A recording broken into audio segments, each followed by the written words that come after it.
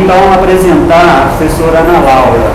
Ela é graduada em letras aqui pelo FMG e fez mestrado aqui também, em 2005. Né? 2005. E foi orientada pela professora Regina Pereira, vai estar conosco. A professora Regina é muito citada na área de PRF em Minas, porque ela trabalha nessa área há mais de 20 anos no FMG, e a nossa formação passa pelas mãos dela, tá? Então não tem como a gente não fazer referência à professora Regina.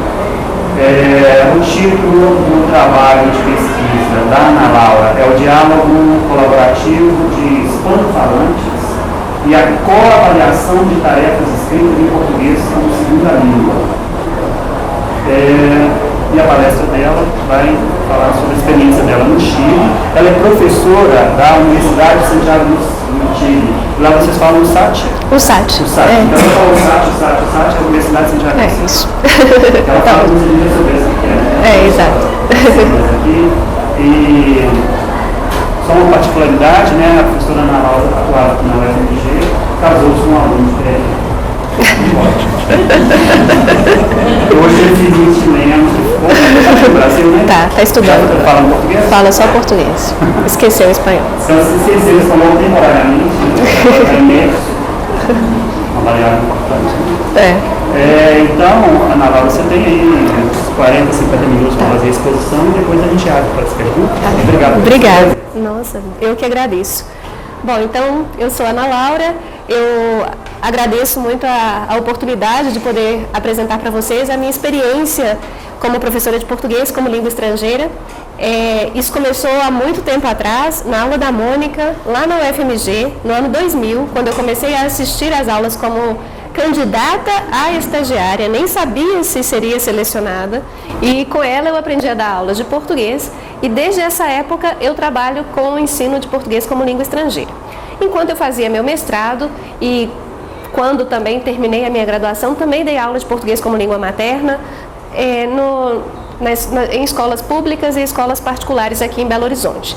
Trabalhei muito e logo que terminei meu mestrado eu me casei e fui morar no Chile.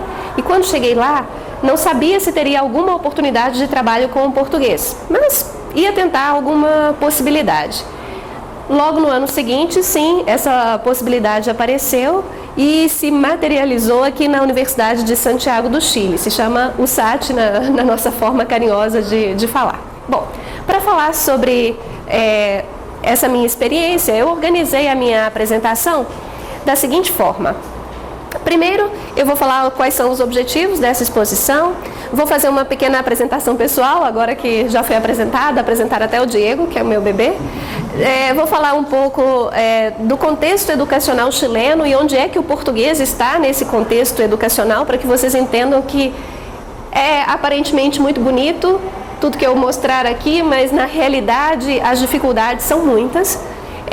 Vou mostrar como é o português na Universidade de Santiago do Chile e vou falar das implicações no ensino de português para estrangeiros fora do Brasil, nas questões fundamentais que vocês vão tocar também nessa disciplina, segundo o Jerônimo me mostrava aqui no programa, como a questão da formação de professores, os materiais didáticos, a estrutura curricular, as expectativas dos estudantes, as expectativas dos professores, por que não? E, por último, apresentar uma pequena luz que nós vemos nesse momento, que pode ser o nosso ponto de chegada e o nosso ponto de partida daqui a alguns anos. Vocês vão entender isso daqui a pouco, que é um curso de capacitação de professores de português como língua estrangeira, tá bem? Então, partindo lá para os meus objetivos. Em primeiro lugar, eu vou apresentar o meu trabalho, apresentar o que eu faço lá na Universidade de Santiago do Chile como professora assistente da área de português. A área de português, quando eu mencionar a área de português, vocês vão imaginar assim, uau, eles têm um departamento de português? Bom, a área de português é constituída atualmente por 2 professoras. Então não pensem que é um grande departamento, é a área de português, mas a área de português produz e aparece muito. Então, para que vocês saibam que somos 2, mas trabalhamos bastante. O curso em que eu trabalho se chama Linguística Aplicada à Tradução. Não se chama Letras. E não é um curso de português. Se chama assim, Linguística Aplicada à Tradução. E vou discutir alguns aspectos fundamentais que incidem diretamente no funcionamento de um curso de português fora do Brasil, que são as questões que eu já mencionei, como a formação de professores, material didático, a estrutura curricular, as expectativas, etc. Então, em princípio, primeiro, uma apresentação pessoal. Eu terminei meus estudos na área de letras, a minha habilitação é língua portuguesa mesmo, e trabalhei na UFMG durante 4 anos com o ensino de português para estrangeiros.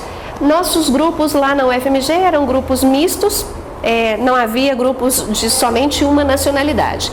Quando eu inventei de fazer o meu mestrado, concentrando o meu tema de pesquisa na questão da aprendizagem de português por hispanofalantes, aí a coisa ficou um pouco mais complexa, porque nós tivemos que inventar alguma forma de que hispanofalantes participassem um pouco mais ativamente de alguns cursos, de forma que eu pudesse coletar os dados para a minha pesquisa. E dessa forma surgiu o curso preparatório para a obtenção do Certificado de Proficiência em Língua Portuguesa, o CELPE-BRAS. Esse curso preparatório foi um chamariz, porque apareceram vários hispanofalantes, geralmente eles constituem um grande público desse exame de proficiência de português, e com isso eu consegui recoletar os dados que eu precisava para fazer a minha pesquisa. Então eu trabalhava nessa época pensando no público hispano-falante, mas ainda não pensando se eu algum dia trabalharia fora do Brasil com o português para hispano-falantes, mas era a minha curiosidade nesse momento. Muito bem. Quando eu cheguei lá no Chile, eu me deparei com um contexto extremamente fechado para o português. Não há o ensino de português em escolas públicas ou particulares. Em escolas, vamos pensar assim. Então, se há filhos de brasileiros ou pessoas que estão interessadas em aprender português, não há possibilidades. Não há dentro de escolas nem públicas nem particulares. Houve uma experiência entre os anos 2008 e 2009, da qual eu participei, que se chamava o Corredor das Palavras. Foi uma experiência inédita no Chile, em que nós fomos a uma escola pública do Chile e demos aula de português para alunos de 5ª, 6ª, 7ª e 8ª série, para que vocês tenham assim ideia do ensino fundamental. E nessa experiência era um projeto piloto, era uma atividade gratuita, era uma atividade também não regular e não remunerada. Nós fomos para levar esse ensino de português para essa escola, que se chamava Escola República do Brasil. E não havia nenhum apoio da Embaixada do Brasil para essa escola. Como vocês podem pensar, é porque então a Embaixada dava alguma ajuda, ou o governo brasileiro apoiava? Não. Algumas escolas lá têm nomes de países, República Argentina, ou Escola Italiana, mas não tem ligação direta com a Embaixada ou com alguma instituição. Até que, em alguns casos, as embaixadas ou instituições oficiais conseguem sim apoiar algumas escolas que ganham prestígio e têm já uma tradição, como é o caso dos colégios alemães e uma escola italiana somente que eu conheço. Então essa sim tem prestígio e são instituições particulares, caras, e nelas se pode aprender ao mesmo tempo o alemão, o italiano, ao mesmo tempo que as disciplinas regulares do ensino fundamental ou do ensino médio. Tá bem? No caso dessa escola que se chama República do Brasil, não havia nada relacionado com o Brasil. Algumas atividades realizadas pelo Centro Cultural Brasil-Chile, que é um anexo da Embaixada do Brasil e que também tem a missão de divulgar a língua e a cultura brasileira, eram realizadas lá. E isso também dava aos alunos uma luz, uma possibilidade de sonhar com um dia vir morar no Brasil, estudar ou realizar algum sonho daqueles do imaginário que todo mundo tem acerca do Brasil, como vocês podem imaginar aí, praia, futebol, conhecer o Rio de Janeiro, coisas do tipo. Muito bem. Essa experiência durou somente 1 ano, foi um projeto com bastante sucesso. Nós demos aula de português para esses jovens pré-adolescentes, entre 11 e 15, 16 anos, mas durou apenas um semestre. Aprenderam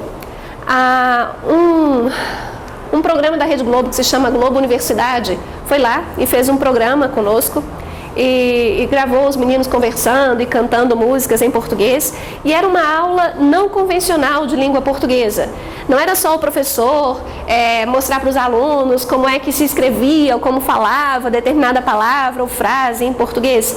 Não era muito convencional, não. Nós misturávamos cultura, a língua E arte. Nós tínhamos uma professora de arte que fazia com que os alunos colocassem a mão na massa para desenvolver algum trabalho relacionado com o tema da aula.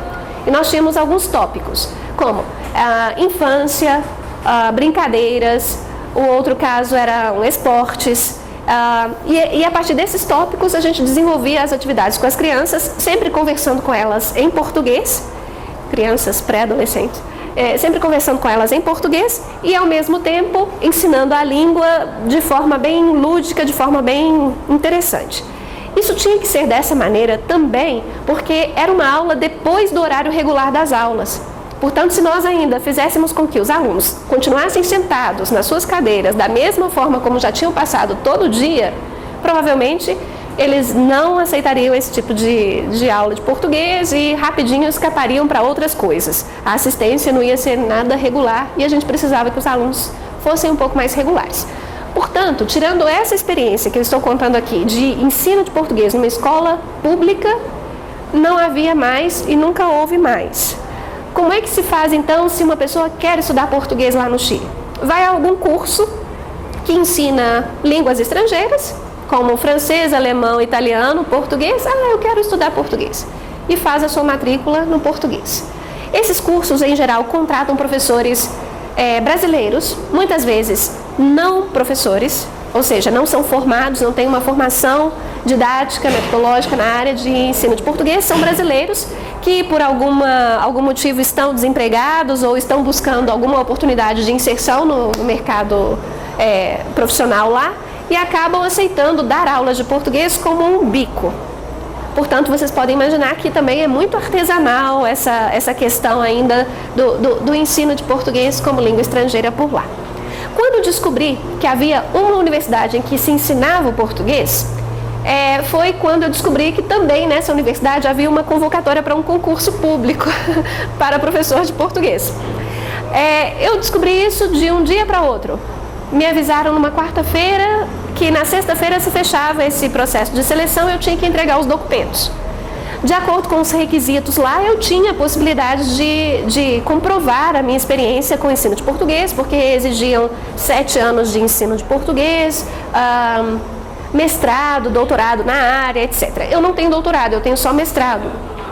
E eu entreguei todos os meus documentos. Então eu entrei numa universidade que tem história, tradição e prestígio. Isso daqui não é meu. Isso daqui eu tirei do site da universidade. Sim? A USACH, Universidade de Santiago do Chile, é uma universidade com história e prestígio dentro do Chile. O que significa história e prestígio? É uma instituição pública. Uma instituição pública que tem 165 anos de existência.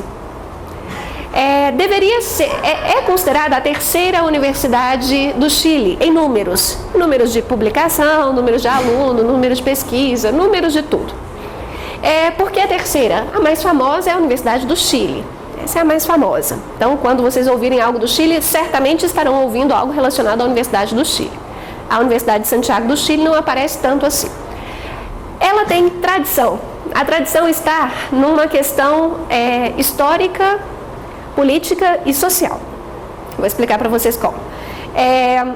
Durante a época da ditadura militar, a USACH se posicionou radicalmente contra o regime militar e, obviamente, era favorável ao governo de Salvador Allende.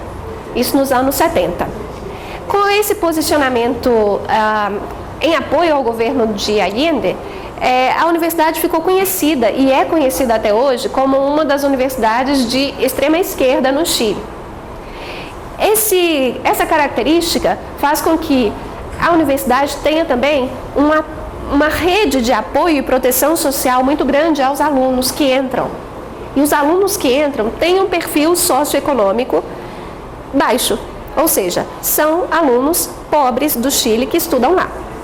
E onde estudam os alunos ricos? Em outras universidades. Lá não. Mas não tem um ou outro que é um pouquinho mais endinheirado? Talvez. Mas eles não estudam lá.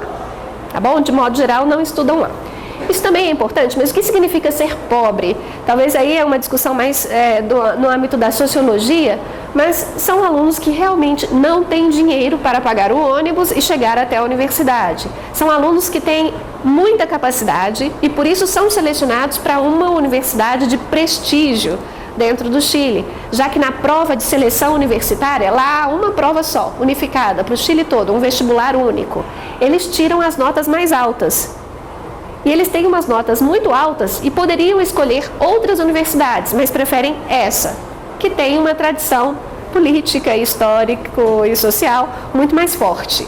Foi nessa universidade que um grande músico adorado no Chile na época do governo de Salvador Allende foi morto e lá cortaram os dedos dele, ele era violinista. Cortaram todos os dedos e há um monumento a ele, ele se chama Víctor Jara. Se alguém alguma vez souber do Chile, quiser saber mais, pode escutar músicas dele. Ele era também militante do Partido Socialista e fazia parte do governo de Salvador Allende. Era professor lá na USAT nessa época da ditadura militar, foi preso e morto lá pelos militares, logo no comecinho da ditadura militar. É uma universidade que tem prestígio, tradição e história, também do ponto de vista dos protestos e lutas estudantis por melhoria no sistema educacional chileno. Como vocês escutaram, no ano passado, o ano 2011, foi um ano crítico para a educação chilena, é o ano dos protestos e aí a Universidade de Santiago é protagonista também nesse sentido. Eles lutam por educação gratuita. A Universidade de Santiago é pública, mas não é grátis, não é gratuita. Nenhuma universidade no Chile é gratuita, todas são pagas. Daqui a pouco falo mais disso.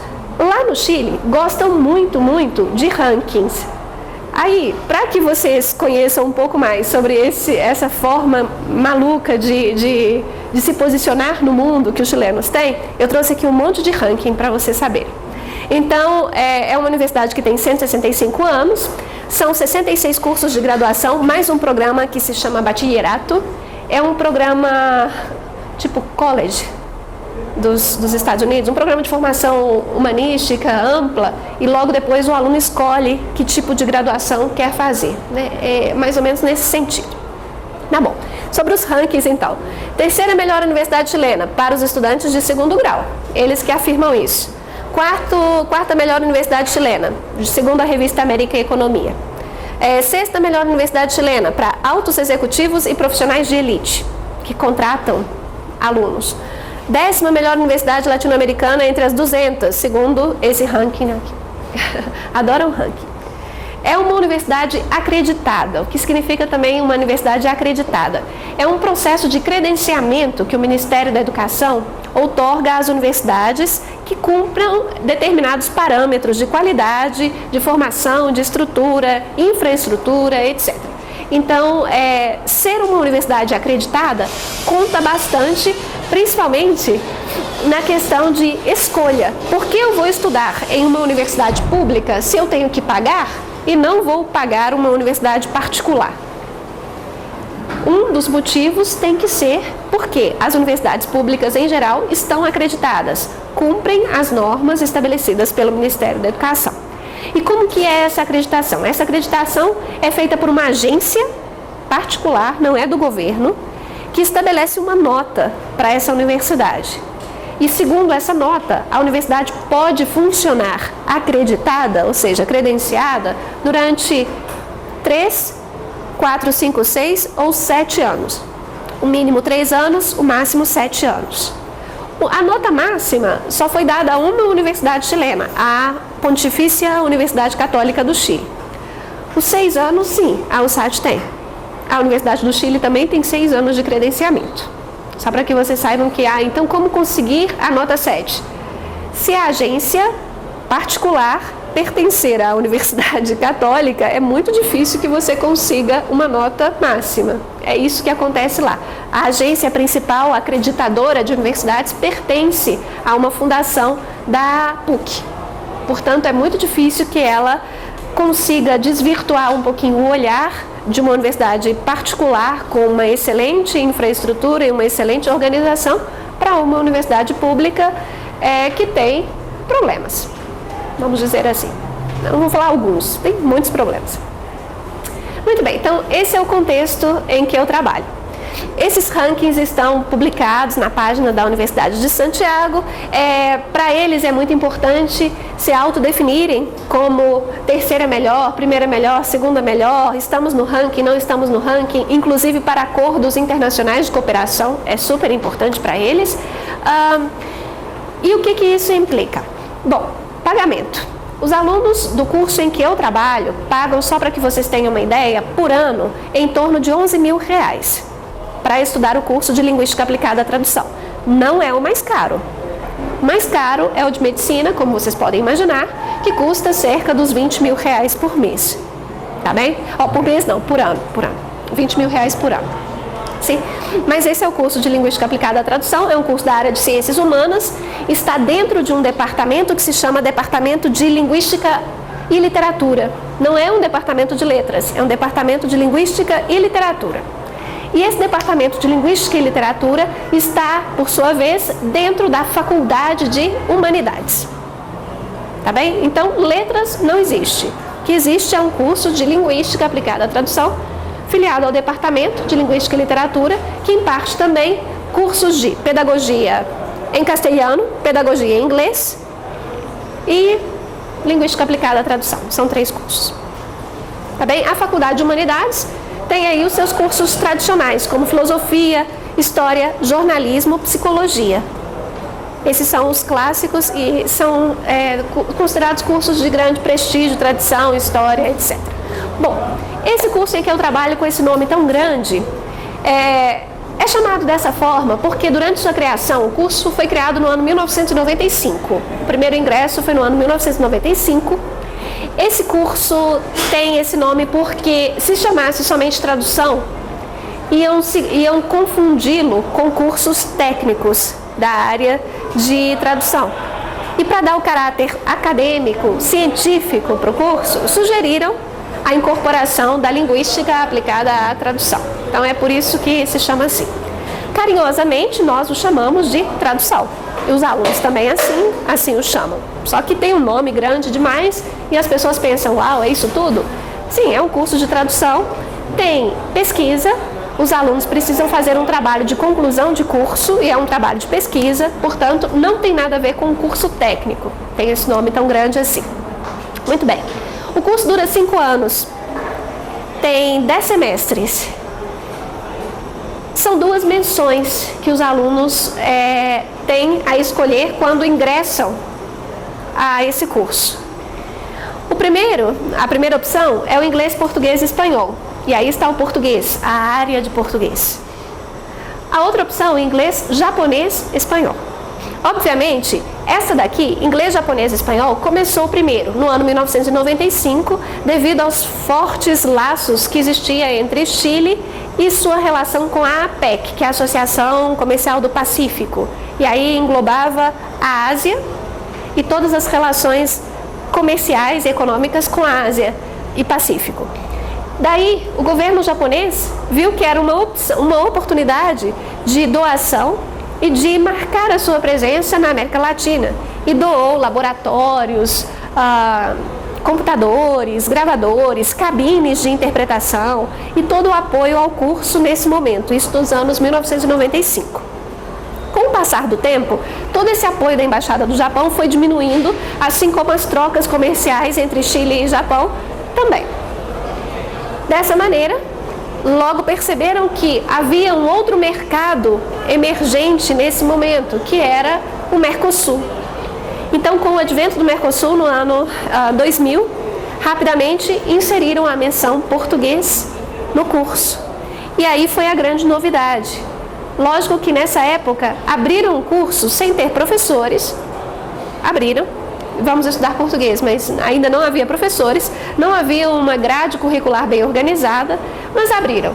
E 7 alunos se aventuraram por esse curso e foram estudar português nesse primeiro momento, no ano 2000. Tá bem? Eu não estava lá, eu estava aqui quietinha, tranquila, não tenho muita ideia do que foi esse momento, mas por relatos escuto que foi realmente meio caótico. A Embaixada do Brasil e a Embaixada de Portugal apoiaram, assim como a Embaixada do Japão? Parcialmente. A Embaixada do Brasil nunca apoiou, mas a Embaixada de Portugal sim. E a Embaixada de Portugal, por meio do Instituto Camões, fez um acordo com a Universidade de Santiago de enviar uma leitora durante todo esse período em que a menção existisse, até que a morte os separasse, não, até que eles brigassem, até que acontecesse algum problema e cortassem esse vínculo de cooperação. Nunca aconteceu isso, essa cooperação ainda existe e nós temos a presença de uma leitora do Instituto Camões todo o tempo conosco. Isso é algo interessante também. Os alunos, portanto, escutam as variantes brasileira e portuguesa da língua portuguesa. Tá bem? Muito bem. Grade curricular, como é que é organizado o nosso curso? Eu colei aqui a grade que aparece na página, só para vocês terem uma ideia. Vocês não vão conseguir ler muita coisa não, mas eu mostro para vocês como funciona. No primeiro ano, os alunos estudam japonês e português. Japonês 1, português 1, inglês 1. O inglês, provavelmente, eles já sabem de colégio, ou já têm alguma ideia de colégio. O português e o japonês, sabemos que eles não sabem de colégio, nem de escola, nem de nada. E conhecendo os nossos alunos, é muito raro que surja algum aluno que já tenha tido a oportunidade de ter ido ao Japão ou ao Brasil por algum motivo. De passeio, ou porque os pais levaram, ou coisas do tipo. Muito difícil. Portanto, nós começamos português e japonês do nível mais básico que vocês podem imaginar. A dizer, oi, como vai, tudo bem? Começamos do oi, tá bom? O japonês, a mesma coisa, só que eles não começam do oi, eles começam de muitas coisas básicas antes do oi. Antes de dizer oi, o japonês tem que aprender, os alunos que começam a estudar japonês precisam aprender os kanji, que é o alfabeto japonês. Então, demora um pouquinho para que eles cheguem ao ponto de dizer oi. Tá bom? Mas, obviamente, as professoras já rapidamente começam a ensinar um konnichiwa ou um arigato, coisas do tipo. Eu aprendi só 2 palavras lá de japonês, só isso. Bom, e moshi moshi, que é alu, também aprendi. Muito bem, então aqui nós temos no primeiro ano, primeiro semestre, segundo semestre, português 1, português 2, japonês 1, japonês 2. Ao final desse primeiro ano, os alunos escolhem a menção que querem ter no seu título, no seu diploma. Se quiserem estudar português, vão estudar essa grade aqui, até o final. Se quiserem estudar japonês, vão estudar outra grade. Tá bem? Antigamente havia uma promessa falsa de que os alunos que estudassem japonês seriam tradutores ao final dos 5 anos. E essa é uma promessa falsa, porque é impossível cumpri-la.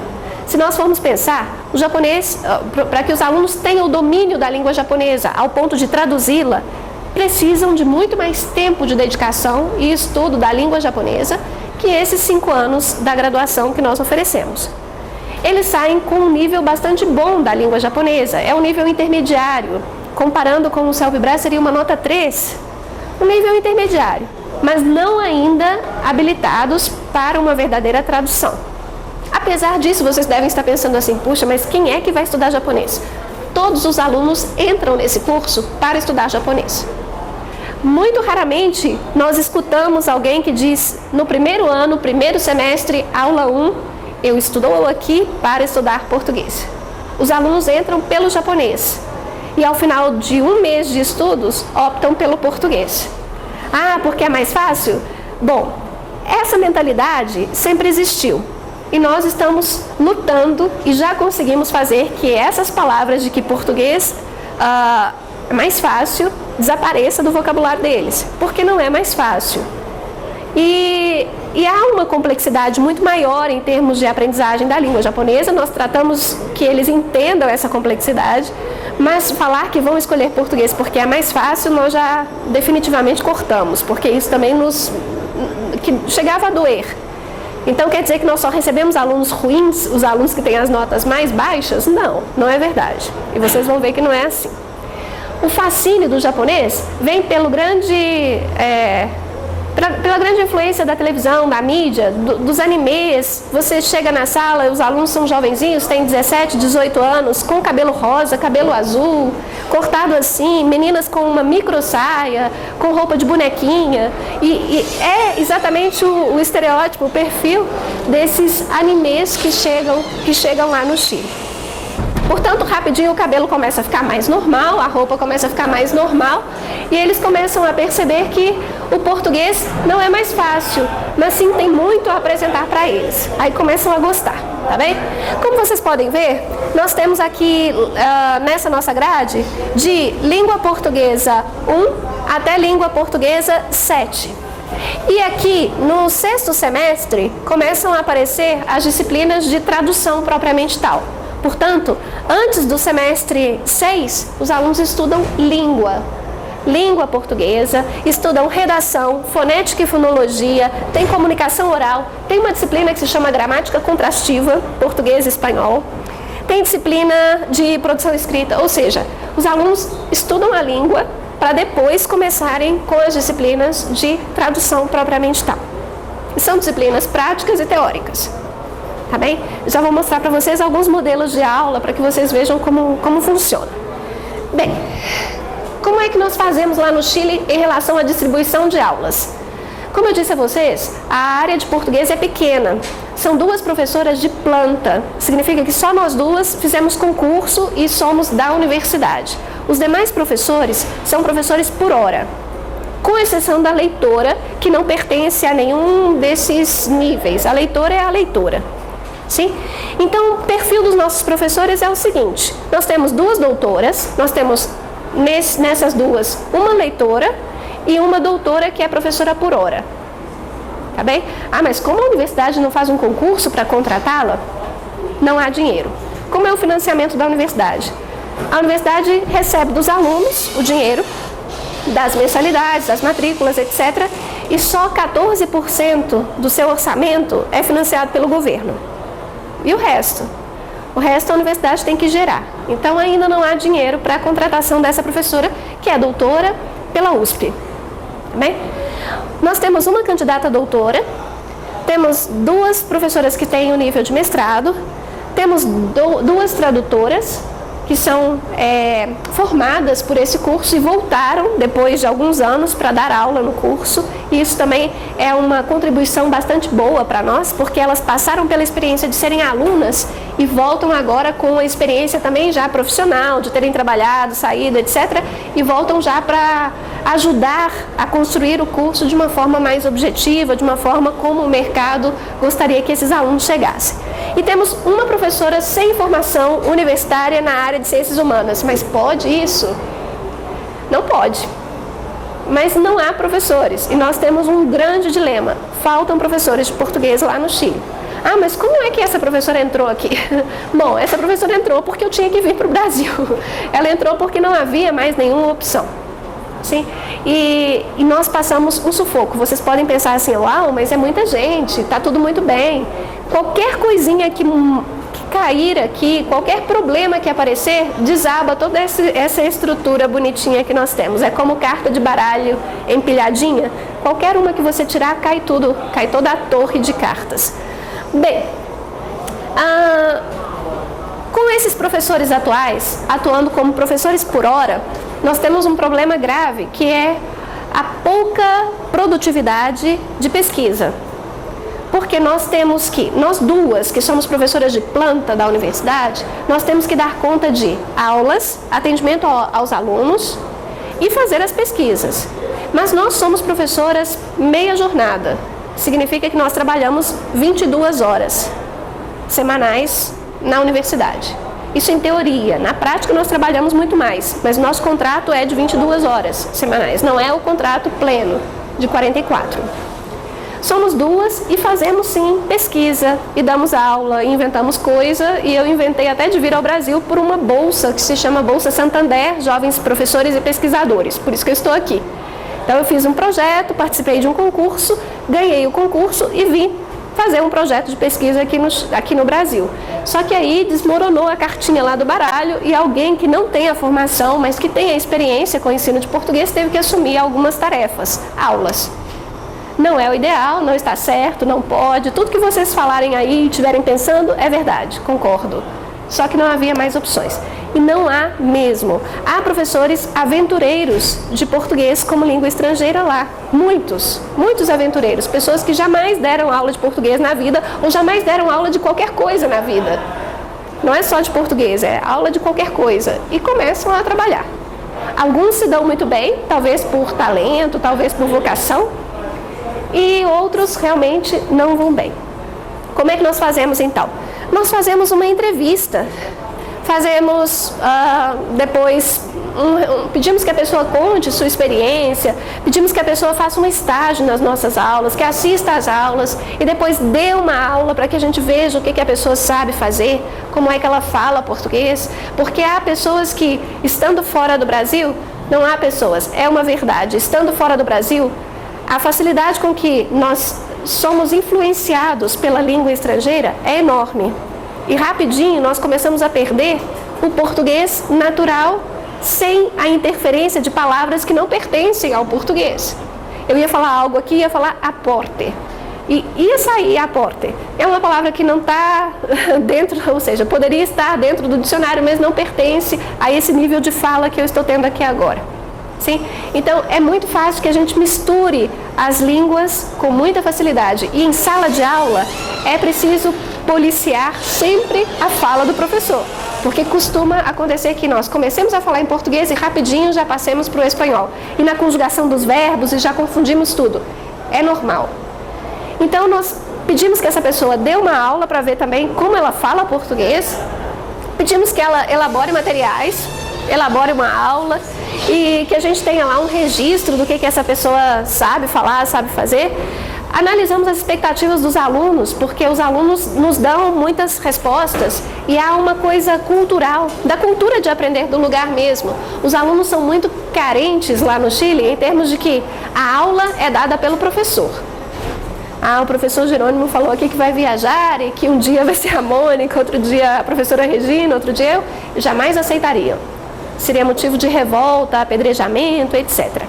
Isso é uma característica da cultura de aprender. O professor tem que estar na sala de aula. Sim? E essa expectativa gera que os alunos também nos escrevam e nos comentem diretamente: professor, essa aula não está boa, nós precisamos estudar tal coisa. Aí, como você diz assim, quem sabe o que vocês precisam sou eu ou vocês? Bom, antes de começar algum tipo de discussão, a gente pondera sim esses comentários porque são válidos. Eles estão aprendendo, mas nós também temos que aprender com eles. E aí vemos qual que é o ponto de interseção. Fazemos uma avaliação de coordenação, que é quando eu ocupo o cargo de coordenadora de português, mas na verdade é porque eu estou lá todo o tempo. Qualquer outra pessoa poderia fazer essa coordenação, já que ela também é simbólica, ela não tem nenhum caráter de autoridade dentro da hierarquia universitária. É só uma função simbólica para que eu possa reunir os professores, conversar com eles com mais facilidade e de forma mais direta e perguntar exatamente o que estão fazendo em sala de aula, o que estão dando em sala de aula, por que não aplicam determinado material, você precisa de ajuda, eu tenho isso daqui, essas coisas do tipo. Ou seja, uma função de coordenação, mas também de acercamento e orientação pedagógica mesmo. Faça isso, não faça isso. Desse tipo. Lá nós temos esse conceito de excelência. Esse conceito de excelência fica dando volta na cabeça de todos os professores. Mas o que será? Excelência universitária? Excelência em docência? E outro detalhe, lá no Chile nós não somos professores, somos acadêmicos. Sim? Acadêmicos, somos professores universitários. Eu chego em todos os lugares e digo, eu sou professora. Professora de quê? De português. Aonde? Na universidade. Não, então você não é professora. Aí apaga aqui e escreve acadêmico por cima. Então tá bom. Custo para aprender que eu não devo usar a palavra professora, mas eu me considero professora. Muito bem. Esse conceito de excelência faz com que nossas avaliações sejam passadas também para diretores e coordenadores gerais do curso. E esses diretores, essas pessoas que têm realmente algum tipo de autoridade, segundo a hierarquia acadêmica, universitária, essas avaliações podem levar a algum tipo de conversa mais franca, como a sua aula não corresponde às expectativas dos alunos quanto à preparação dos materiais, avaliação, conversa, disponibilidade de horário, etc. Então vocês são avaliados quanto a tudo isso? Sim. Até mesmo disponibilidade para conversar com o professor. Se de vez em quando aqui a gente tem dificuldade para encontrar um professor X e isso é rotineiro, comum para nós, lá seria motivo de uma péssima avaliação para esse professor. Portanto, somos extremamente cobrados com relação à nossa presença física para os alunos, na sala de aula, no atendimento a esses alunos, etc. Então, esse conceito fica misturado aqui. e eu já vou falar sobre esse diplomado. Mas queria voltar aqui a uma coisinha. Disse que nós fazemos pesquisa. Fazemos. A maioria dos nossos projetos da área de português, vamos falar assim, são projetos de financiamento interno da universidade. Nós não temos projetos de financiamento externo. O que seria um projeto de financiamento externo? Seriam esses projetos do Ministério de Educação, que tem sim um prestígio e muito mais dinheiro para distribuir, para fomentar a pesquisa. E nós não temos ainda nenhum projeto dessa envergadura. Nossos projetos são de financiamento interno, significa que a universidade tem alguns fundos para distribuir para projetos de pesquisa que são selecionados em concursos. Um desses projetos é um meu que eu tenho, que se chama Manual de Gramática Contrastiva Português e Espanhol. É da disciplina essa que eu acabei de mostrar, Gramática Contrastiva Português e Espanhol. É uma disciplina difícil, os alunos adoram. Eu chego para dar aula às 8 horas da manhã, que equivale às 7 horas da manhã aqui no Brasil. Estão todos na sala, estão lá atentos, anotam tudo, porque é gramática contrastiva. Então é difícil. Se falo de gramática, é bom. Tem todo um prestígio, tem todo um status. Assim como aqui no Brasil, falou de gramática, a assistência e a forma de receber esse conteúdo muda. Bom, então, a professora de gramática é a professora Ana Laura. E a professora Ana Laura gosta de falar de gramática contrastiva. E a professora Ana Laura é brava, xinga, brava nada, mas é exigente. Ah, mas como tem que ser exigente com esses alunos que são tão chatos e que querem tudo ao mesmo tempo? Tem que dar a aula, tem que chegar preparado. Nunca tive nenhum problema com os alunos, mas se você chegar e demonstrar um pingo de insegurança, tudo desanda, aí já era. Então tem que dar aula e os alunos estão todos assim prestando atenção e não faltam. E se faltam, mandam 1000 cartas justificando a falta. É uma confusão. Portanto, eu aproveitei essa minha experiência nessa disciplina de gramática, que dá todo um status maravilhoso para o curso e para a professora que imparte também a disciplina. Em parte existe em português, eu acabei de falar em espanhol, que dá a disciplina. Então, fiz esse projeto e esse projeto tem um financiamento interno. Pouco dinheiro, que dá para pagar um estagiário, que dá para pagar, não sei, comprar uma impressora, um computador novo. É isso que dá, não dá mais. Não dá para viajar, dá para comprar livro, não dá para participar em congresso, é algo bem pequeno, mas ajuda também a manter a ideia da pesquisa ativa no curso. É só isso, né? É o pouquinho que nós temos. A outra professora, que também é da área de português, trabalha muito com literatura e tradução. Portanto, os projetos dela são na área de tradução comparada, e ela trabalha com Machado de Assis e agora lançou um projeto com Clarice Lispector. É bastante interessante o trabalho dela. Então nós temos aí a pesquisa pequenininha, uma chama acesa, mas com 22 horas de trabalho, 14 horas em sala de aula e mais algumas horas de coordenação, realmente não alcança para tudo. Algum dia a gente vai ser professor de 44 horas e vai conseguir sim algum projeto de financiamento externo que tem sim o status de projeto de pesquisa. Esses aqui nem status de projeto de pesquisa tem, segundo a própria universidade que os financia. Então vocês veem aí a contradição, né? É difícil. Muito bem, então eu vou passar para cá. Eu vou voltar àquela velha história que parece novela das 9. Vilão e mocinho, livro didático. O que nós usamos lá no Chile? Usamos livro, usamos material didático?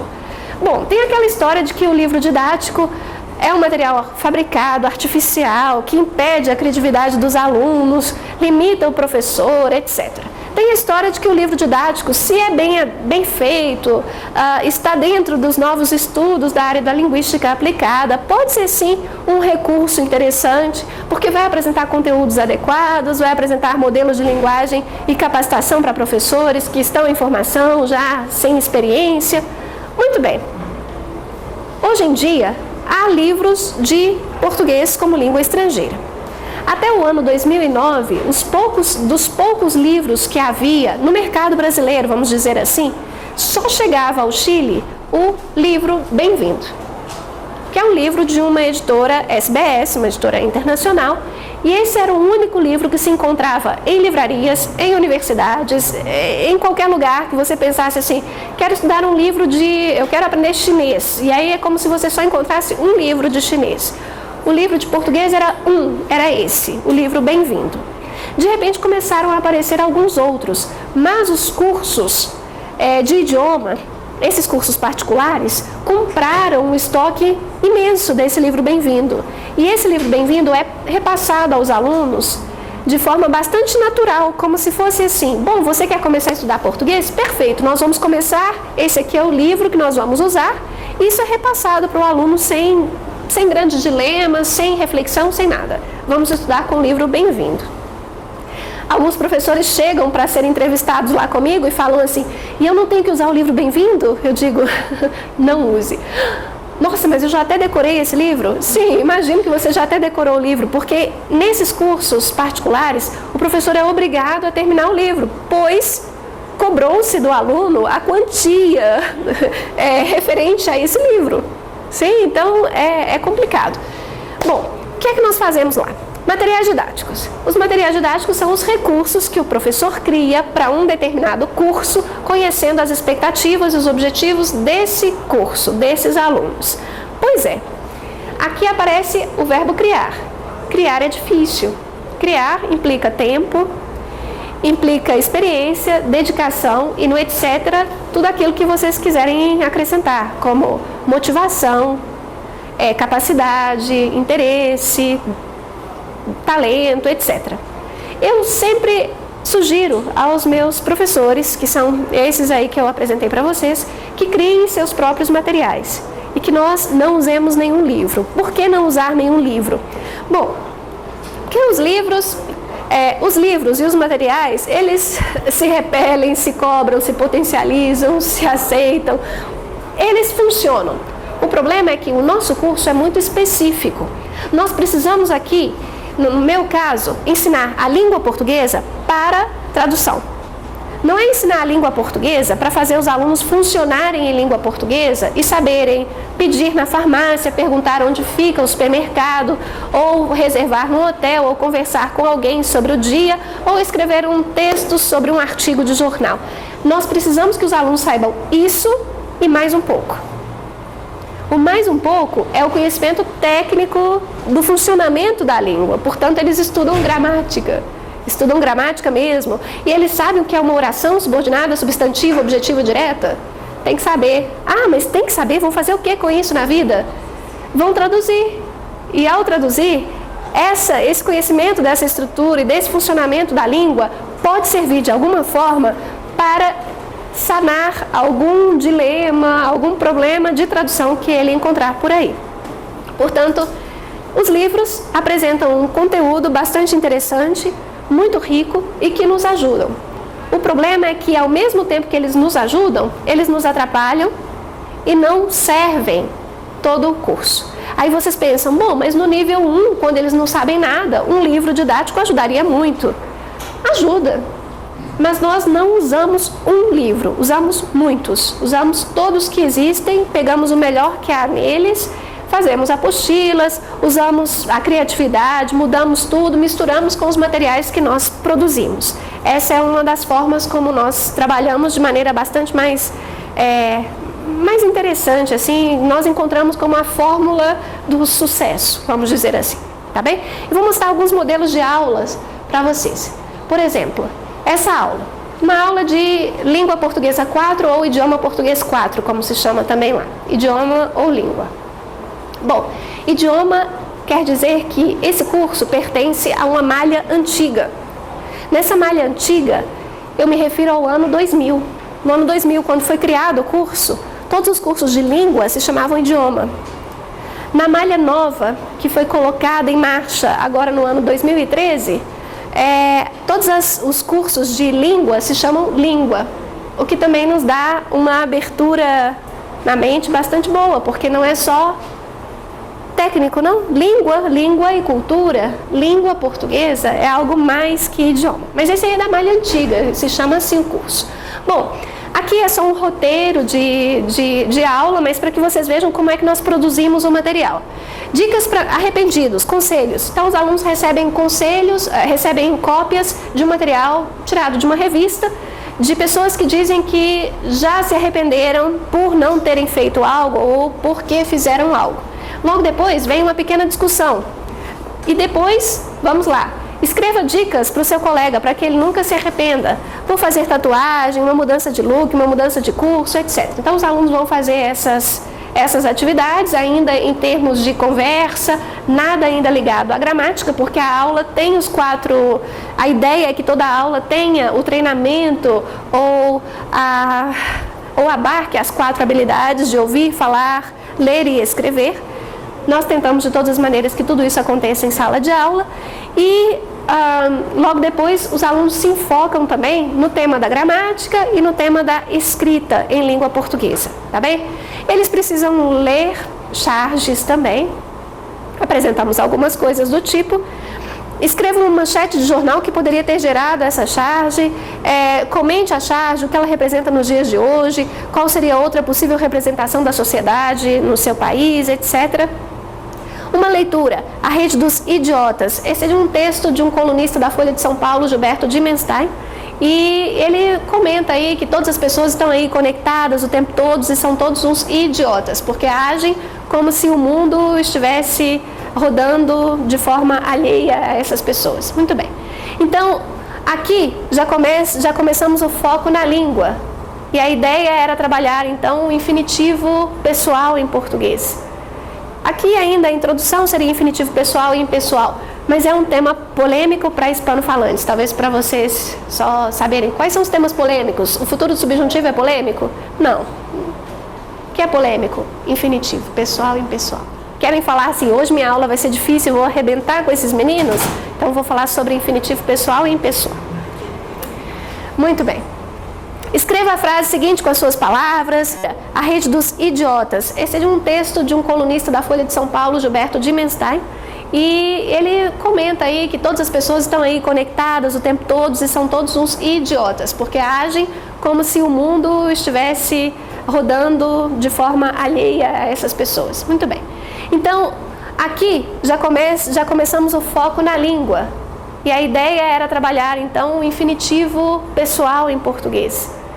Aqui ainda a introdução seria infinitivo pessoal e impessoal, mas é um tema polêmico para hispanofalantes. Talvez para vocês só saberem quais são os temas polêmicos. O futuro do subjuntivo é polêmico? Não. O que é polêmico? Infinitivo pessoal e impessoal. Querem falar assim, hoje minha aula vai ser difícil, vou arrebentar com esses meninos? Então vou falar sobre infinitivo pessoal e impessoal. Muito bem. Escreva a frase seguinte com as suas palavras. Nós fazemos paráfrase, fazemos interpretação de texto. Temos ainda uma outra parte de relaciona o texto à charge a seguir, ou seja, já leram o texto, A Rede dos Idiotas, então relacionem com essa charge, escrevam um pequeno parágrafo, apresentem para a turma, faça isso em dupla. Todas essas são dinâmicas rotineiras das nossas aulas. Aqui aparece outra charge também.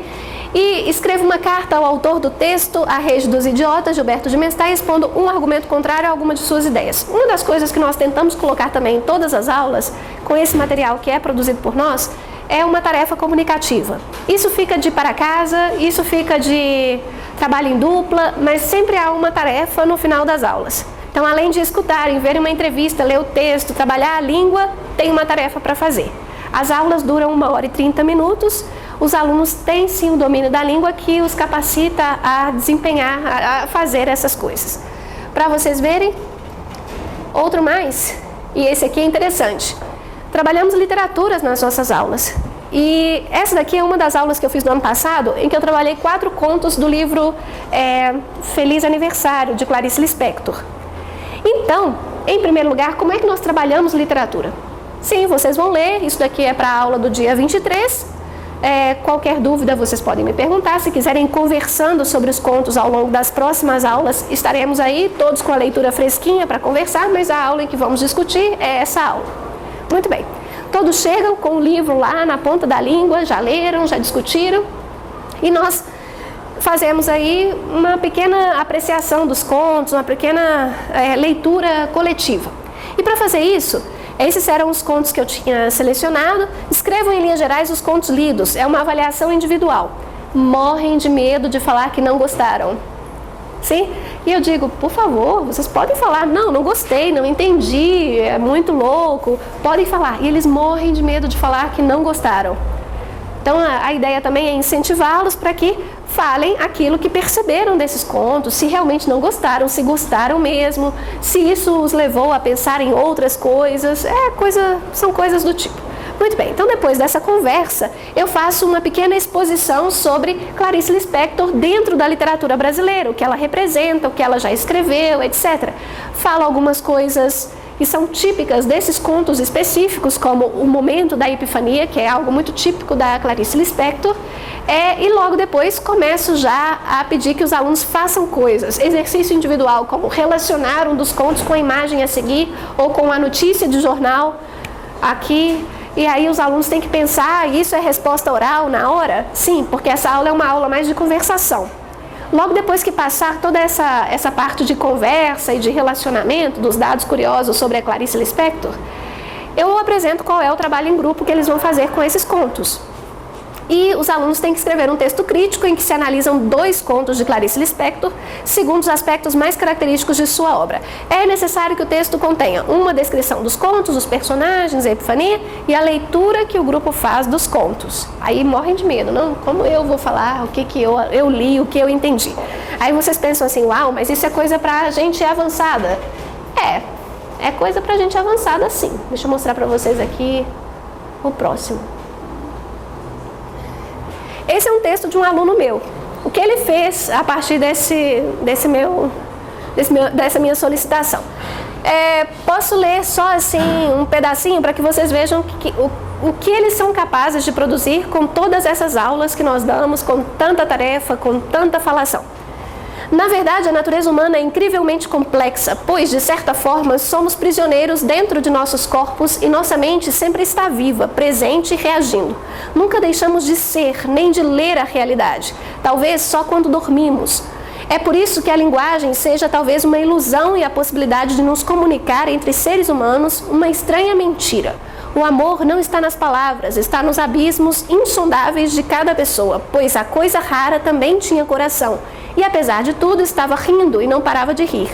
Ninguém poderá saber por quê, talvez nem sequer ela mesma. O que vocês acham? Escreve bem o menino? Escreve bem o rapaz, não? Sim. Então o texto todo está muito bem redigido. Como vocês podem ver, está muito bem constituído em termos de linguagem, morfossintaxe, em termos de texto em si. Ou seja, nossos alunos chegam a um nível muito avançado de proficiência em português. Fazem CELPE-BRAS? Alguns. Não é muito comum, não. Fazem. Alguns. Porque tem que pagar. E o negócio de pagar é complicado. Então, deixa eu voltar aqui, rapidinho. Esse era só para que vocês vissem algumas aulas. Querem ver uma aula de gramática contrastiva? É assim. Então, aqui eu tenho que falar sobre verbos, é a aula de verbos, a primeira aula. Então eu faço uma parte em português e uma parte em espanhol. A parte em espanhol sempre é com lacunas, sempre é com espaços. A parte em português é muito mais completa, porque são os alunos que devem completar com o conhecimento gramatical que eles têm. Ah, mas eles têm? Tem, mas com as aulas eles acabam aprendendo muito a respeito da sua própria língua e sabem como buscar essas informações na sua própria língua, coisa que antes não sabiam.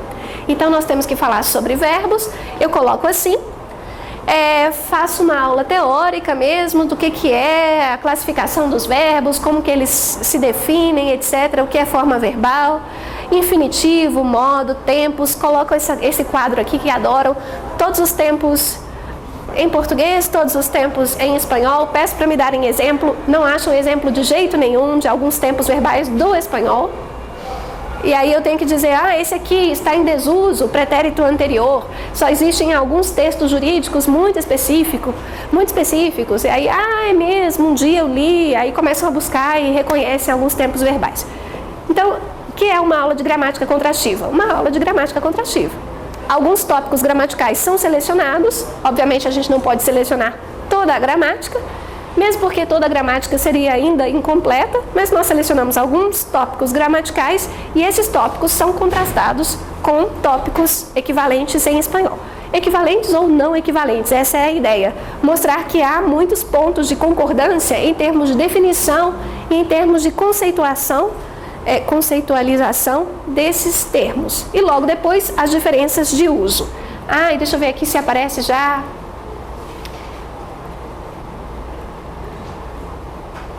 tempos verbais do indicativo, infinitivo. Essa parte aqui sempre é legal, porque eles sempre acham difícil. Se ela se casar, será feliz para sempre, ou se quiser, irei vê-lo. Falar que ainda é possível, isso não é possível, tudo isso. Bom, então esses eram alguns modelos. Vocês viram então o exemplo que eu dei de um texto produzido por um aluno meu. Para que vocês saibam quem são os nossos alunos, só para um perfil básico. Quem são os nossos alunos? São estudantes da área de ciências humanas, querem ser tradutores, pretendem ser tradutores. Quantos são matriculados? No curso todo, nós temos aproximadamente uns 240 estudantes. Todos os 240 estudantes vão passar pelo idioma português, língua portuguesa 1 e língua portuguesa 2. Todos. E 140, em média, vão seguir o curso de português. E os outros vão para a área de japonês. Tá bem? Então, eles continuam querendo estudar japonês e vão para a área de japonês. Sim? O que eles pretendem? Eles querem aprender a língua, não falar, porque eles pensam ainda que o tradutor não precisa falar, o tradutor precisa escrever, mas, ao mesmo tempo, em sala de aula falam e falam muito, apresentam trabalhos, apresentam seminários, apresentam até mesmo textos teóricos da área de linguística. Nós obrigamos, dentro da sala de aula, a lerem e a falarem. O momento de aprender é esse, eles têm que saber que tem que aprender. Estou falando muito, mas já vou acabar. O que eles fazem? Estudam, basicamente. O curso tem uma distribuição horária durante o dia que os impede, grande parte das vezes, de trabalhar. Portanto, eles se dedicam a estudar. Tá bem? E onde é que eles trabalham quando formam? Mineradoras, como a Anglo América e a Vale, vinhas, são grandes empregadores nossos, e empresas que têm laços com o Brasil, como Natura, Sadia e todas essas grandes empresas, Gerdau, que há algum tipo de relação com o Brasil, ou são empresas brasileiras que estão lá no Chile, tá bem? Eles encontram trabalho como tradutores? Encontram sim, e há espaço para eles. Os bons alunos nossos estão todos trabalhando como tradutores. E alguns bons e um pouquinho melhores estão dando aulas de português nos cursos por aí. Dão aulas de português também. Mas nós não formamos professores. Não há curso de didática na grade curricular, nem nada do tipo. Muito bem. Para acabar, nós temos muitas dificuldades. A primeira delas é a falta de apoio da Embaixada do Brasil, ou de banco, como o Banco Itaú, que é um grande banco, está presente no Chile também como um grande banco. Organizações também não nos dão apoio. Isso seria para quê? Apoio em quê? Em que sentido? Apoio do tipo... apoiar um evento que a gente faça sobre... Nós temos 2 eventos que são clássicos. É a Feira da Língua Portuguesa, em que nós colocamos os alunos para produzir coisas e abrimos ao público geral. Eles tocam violão, cantam música, apresentam peças de teatro, tudo em português. Se nós tivéssemos apoio dessas instituições, pensamos que talvez esses eventos teriam mais evidência e isso traria mais prestígio até mesmo para a área de português. Isso nós não temos. Aí perdemos para a área de japonês, que consegue apoio rapidinho de grandes instituições e da embaixada fundamentalmente. O processo de formação e capacitação de professores. Eu pus a palavra formação, mas na verdade formação é inexistente. Deveria ser capacitação de professor. Nós não temos formação de professores. Não há um lugar em que se forme professores de português. Então seria algo como capacitação. Também não há. Tempo para o desenvolvimento de mais pesquisa. Isso falta para nós como professores de português. E atividades de extensão nossas que são limitadas. Nós temos a Feira da Língua Portuguesa, nós temos palestras, temos músicos que vão se apresentar, grupos de teatro que já foram lá se apresentar, artistas de circo. Um grupo de teatro brasileiro que estava de excursão pelo Chile resolveu se contactar conosco e foi lá se apresentar. Personagens da literatura, como um escritor português que se chama José Luiz Peixoto, ele nos doou os direitos de tradução de um livro dele. Nós fizemos a tradução e publicamos o livro. A tradução foi feita por nossos alunos. E o José Luiz Peixoto, autor reconhecido em Portugal, foi até a USAT, fez palestras, se sentou na grama com os alunos, fez sarau de poesia, ou seja, coisas que nós não imaginamos. E a leitora de Portugal me dizia, ele é uma personalidade em Portugal. Talvez para nós brasileiros falar do nome dele não nos remete a nada, mas em Portugal ele é uma personalidade. E da forma como ela me falava, eu pensava, puxa, é uma personalidade, é como se fosse Caetano Veloso se sentar aqui para cantar com os alunos, para falar sobre música, e era mais ou menos nesse estilo. Sempre em português, todas as atividades, os alunos são motivados a falar conosco sempre em português, até no meio da rua, e coisas do tipo. Bem, então essas são as nossas dificuldades, apesar de todo esse cenário interessante, bonito, talvez, que nós temos aqui.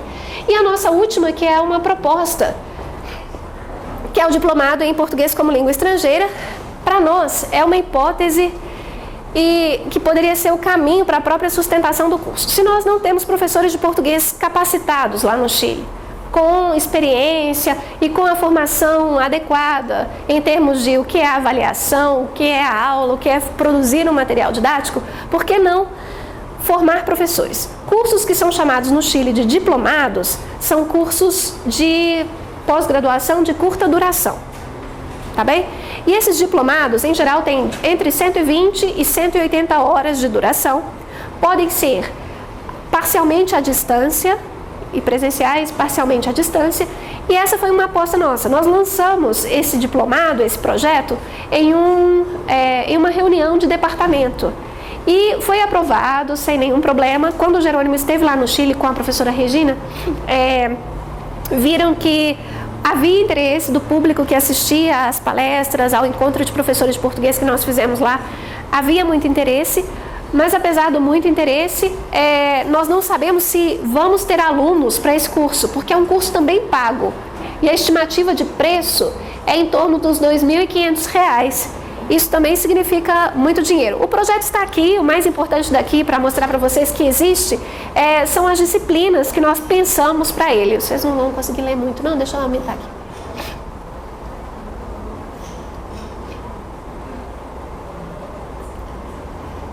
Nós colocamos aqui o nome de alguns possíveis professores, mas até mesmo conseguir professores para dar aula nesse curso tem sido uma dificuldade muito grande, porque terminamos sendo nós mesmos que inventamos, damos as aulas, corremos para entregar diploma, e aí uma colega minha disse, isso é circo pobre, o palhaço faz tudo.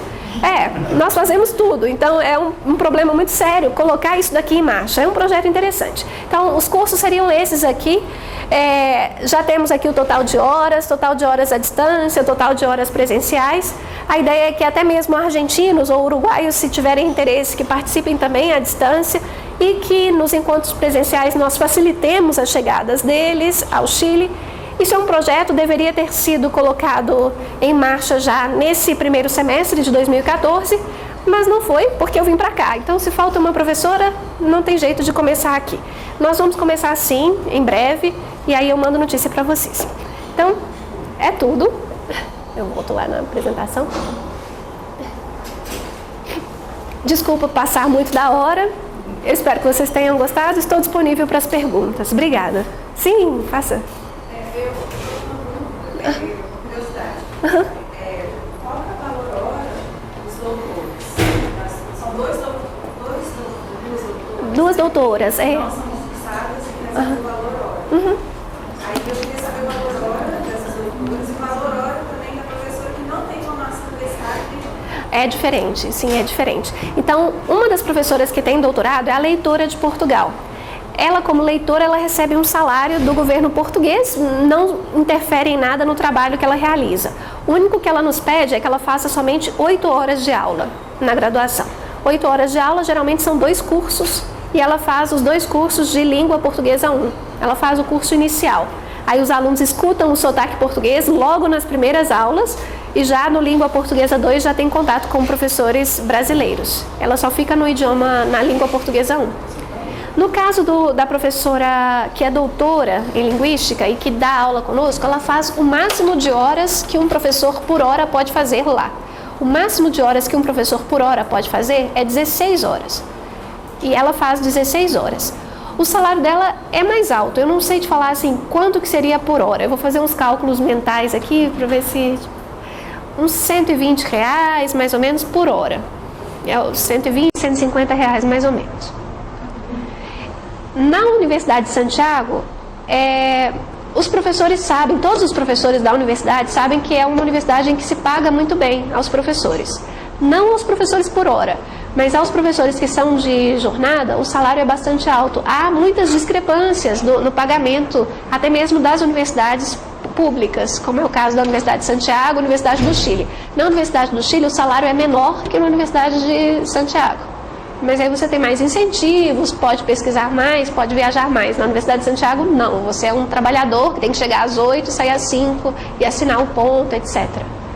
Então, temos essas diferenças. No caso da professora por hora, ela tem essa vantagem de somente ter obrigações com aulas.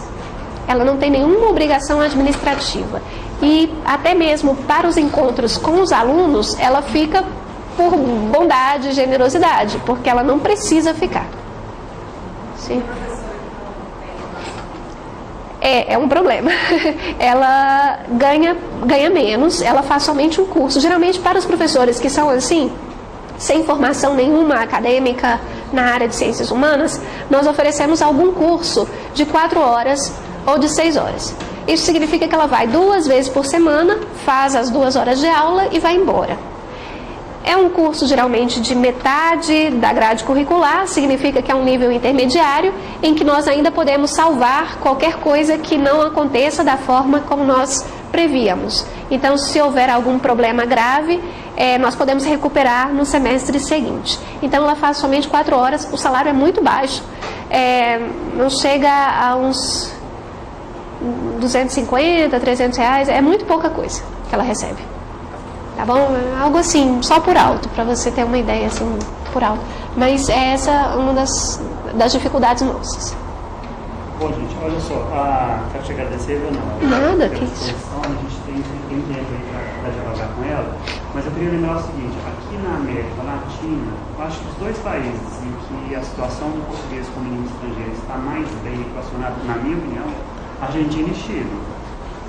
Apesar de ela falar de dificuldades, aquelas dificuldades a gente pode pôr o Brasil ali, né? Não tem muita diferença o Brasil, sabe aquelas dificuldades ali, entendeu? Ponto. Só muda de endereço, né? Então não se sinta não, claro, eu pouco entendo. apoiada, porque aqui também a gente tem pouco tempo para pesquisa e claro. Uma série de problemas, mas que a gente tem que relativizar também, claro. Né? Quando eu estive lá no Chile, eu tive uma impressão muito boa dos professores naquele encontro. Nós já chegamos a uma equipe muito boa, mas nem sempre foi assim. Professores que inclusive não atuam na USAT, né? Claro. Atuam em universidades, sim. etc. Na Argentina eu não conheço bem, mas eu acho que a Regina conhece muito mais. Poderia falar quando ela vier aqui. Mas é bom ter essa visão que a Ana Laura está passando, porque imagine em outros países, né, que a situação, ela disse, olha, há uma carência de professores de português no Chile. O Chile é um país desenvolvido, né? Talvez seja o mais desenvolvido. Dizem que sim. Então, os outros países a situação é pior. Né? Teve no evento da CIP que teve aqui, o pessoal da Casa do Brasil queria contratar, se não me engano, 10 professores. No México, Casa do Brasil no México. Não conseguiu nenhum. Não sei como que eles resolveram o problema.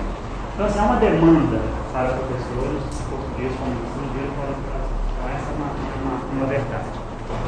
A questão da formação que ela coloca, da capacitação, aqui no Brasil também, ela é carente, digamos assim. Né? São poucas as licenciaturas em português como língua estrangeira. Eu acho que todos nós aqui que trabalhamos com português aprendemos dando aula, um assistindo a aula do outro, né? E nós estamos, de certa forma, repetindo esse modelo que você fez. Né? Temos um grupo preocupado com essa questão da capacitação, e a gente tem novos alunos de letras, né, que entraram na sala de aula pela primeira vez esse semestre, mas dentro aí a Carla Santos, que está ali, conversando com o Augusto. Ela é uma aluna de letras que entrou para a sala de aula nesse semestre. Né? E, então essa capacitação ela se dá muito em serviço, digamos assim. Sim. Né? Então não é muito diferente, mas a área tem crescido pela demanda. Né? E eu fiquei curioso com algumas questões que você levantou, só para eu acho que uma briga. Por exemplo, a questão do leitorado. Você diz que tem um leitorado português. Sim. Né? Os leitorados do Instituto Camões têm diminuído muito pelo mundo Exato. afora, porque o Instituto Camões passa por questões, passa por problemas financeiros, o Exato. país está em crise. Sim. Por que não tem um leitorado, por que não tem um leitor brasileiro? Isso não deveria ser uma demanda da universidade? Deveria ser uma demanda da universidade. A universidade que solicitou ao Ministério da Educação do Brasil um leitor brasileiro foi a PUC de Santiago. Solicitou ao governo do Brasil um envio de um leitor. E aconteceu uma coisa muito curiosa, porque o leitor, a própria palavra do professor leitor, é o enviado, é uma pessoa que sai do país de origem e vai ao país de destino, ao Chile, para trabalhar com a divulgação de língua, cultura, literatura. Muito bem. Aconteceu que a pessoa que se candidatou ao leitorado do Brasil na Universidade Católica já vivia em Santiago e já atuava como professora de português para estrangeiros sem ter a formação, claro, mas já tinha uma grande experiência no ensino de português como língua estrangeira. E ela foi selecionada. Portanto, eu nem a considero muito como leitora, porque ela não foi enviada, ela já estava lá e foi selecionada para trabalhar nessa Universidade Católica. Aconteceu que, anos atrás, por aí no ano 2008, houve mesmo uma leitora brasileira na Universidade Católica. E lá na Universidade Católica, o que querem é o trabalho com literatura. Eles não querem língua. E já falaram isso claramente para várias pessoas e para nós também, que somos professores de português e sempre queremos fazer algum trabalho em conjunto. Eles querem o trabalho com a literatura. Literatura brasileira, literatura comparada, etc. E a pessoa que foi era uma professora da Universidade Federal do Rio de Janeiro e trabalhou diretamente na Universidade Católica de Santiago com o ensino da literatura e com o trabalho direto com os professores pesquisadores na área de literatura. Ela foi um sucesso absoluto, e ficou durante 3 anos lá. Até que terminou o período em que ela poderia ficar, ela retornou ao Brasil, retornou à Itália e agora anda por aí, pela Itália. A segunda pessoa que foi enviada depois dela, que eu tenho notícia e que eu conheci, era uma menina muito jovem, recém-doutora pela Universidade Estadual Paulista. E ela chegou a Santiago e aconteceu algum problema com ela pessoal muito grave. Ela foi assaltada ou algo assim. E ela já não estava muito se acostumando com o estilo da sociedade chilena, já não estava gostando muito do clima, frio demais. Ela chegou em pleno inverno, adoeceu, foi assaltada e pediu para voltar. Então, quando ela retornou ao Brasil, abriram novamente a convocatória e só essa pessoa que já vivia lá em Santiago se candidatou e ficou no cargo. Seria muito interessante que tivéssemos também um leitor brasileiro. Isso nunca aconteceu. A atual leitora que nós temos é uma pessoa muito colaborativa, uma pessoa com ampla experiência. Ela trabalhou no Timor-Leste, ela trabalhou na África e agora está lá em Santiago já faz 4 anos. E ela já me avisou que em agosto ela pediu para retornar a Portugal. Ela não vai continuar como leitora. Então é uma pena muito grande, já sei que vou passar por apuros aí entre agosto e setembro até que chegue um novo leitor. E nós temos tido essa sorte, realmente, porque sabemos que Portugal está em crise, que o Instituto Camões está em crise, mas eles, por respeito a essa cláusula de cooperação, eles mantêm um leitor. E já sabemos que vai chegar outra pessoa.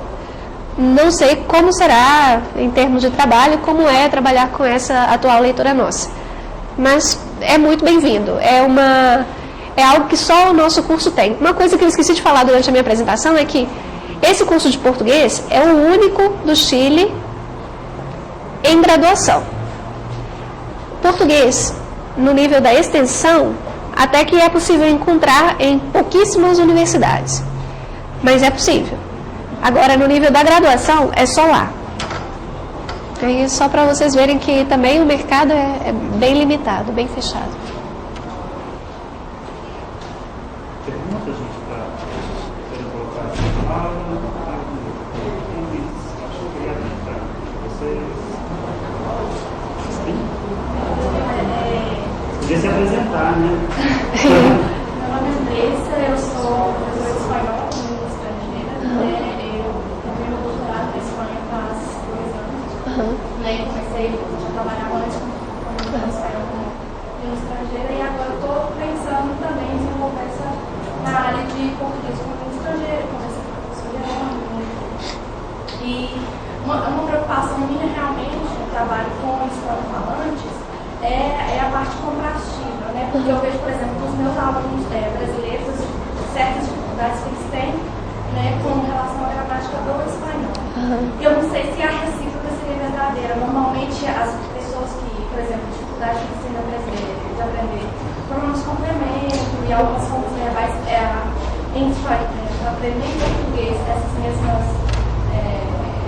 conteúdos gramaticais seriam, você tinha citado Sim, o infinitivo, sim. É também, o caso dos pronomes é um tema polêmico para eles. As conjugações verbais do modo subjuntivo em português, os tempos compostos, isso é um drama para eles também.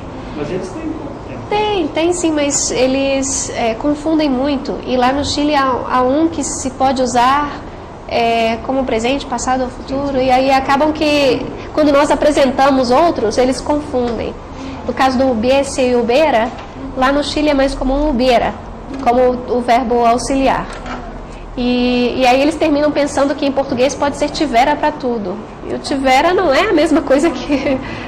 Então, nem é usado, exatamente. Então, eles pensam que, em vez de tivesse, podem usar tivera. Esses são alguns temas, sim, polêmicos.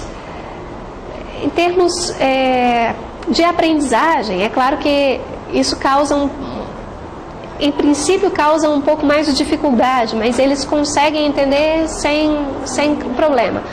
Agora, também tem que analisar a questão do contexto em que eu trabalho. Eu trabalho num contexto em que os alunos estão extremamente motivados para aprender o português. Eles escolheram estudar português.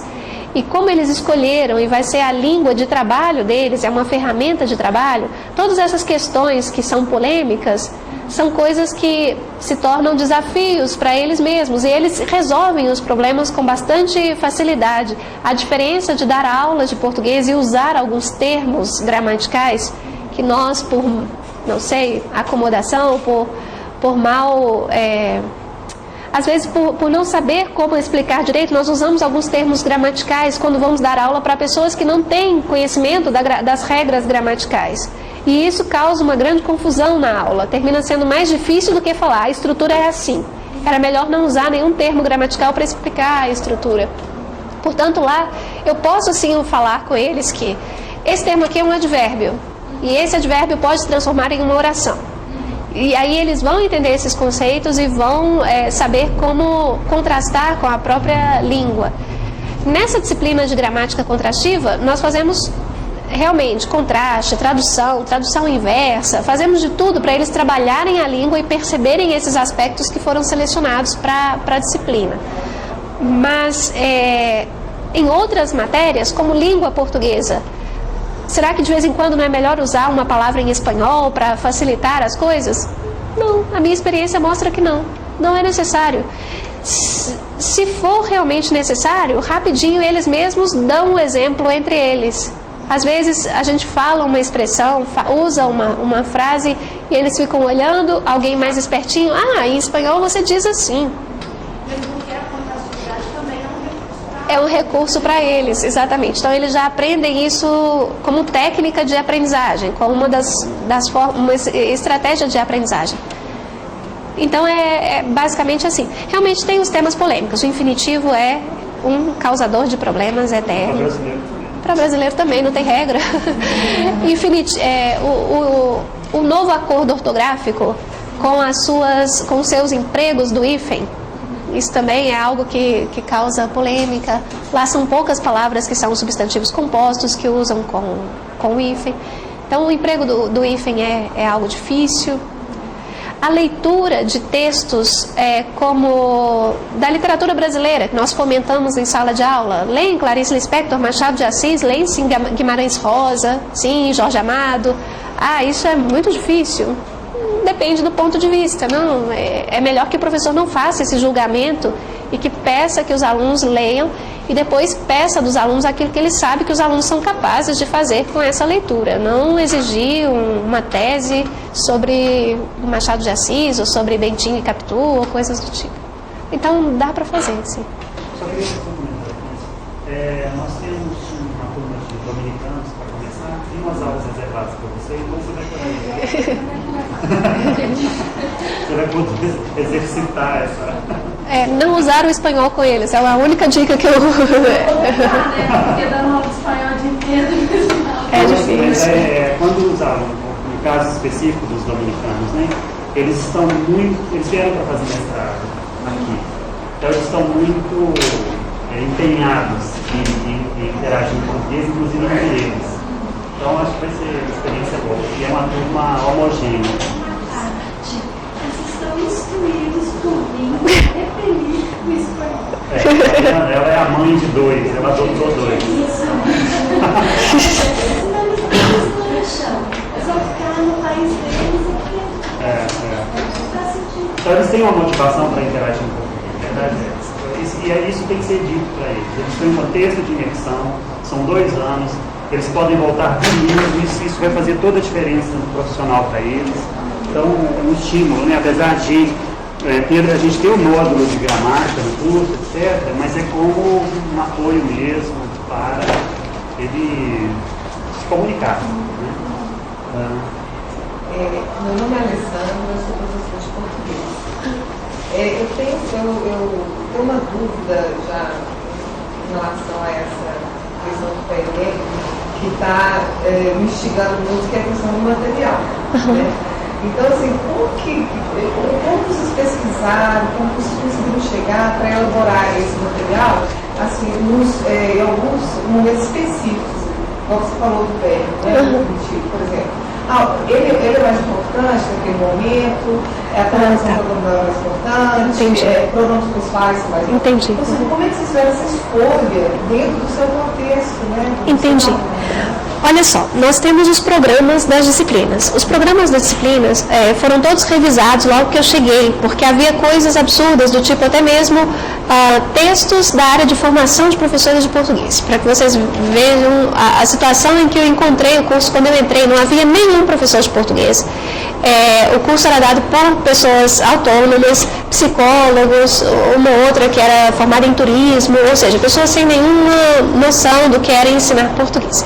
Eu organizei os programas do curso seguindo a progressão e me pautando para isso no quadro comum de referência, um quadro europeu comum de referência. Porque aqui nós precisávamos, nessa minha situação, nós precisávamos urgentemente de estabelecer onde é que começava o ensino de português, para onde ele caminhava e onde ele deveria terminar, ou seja, a que ponto os alunos deveriam chegar.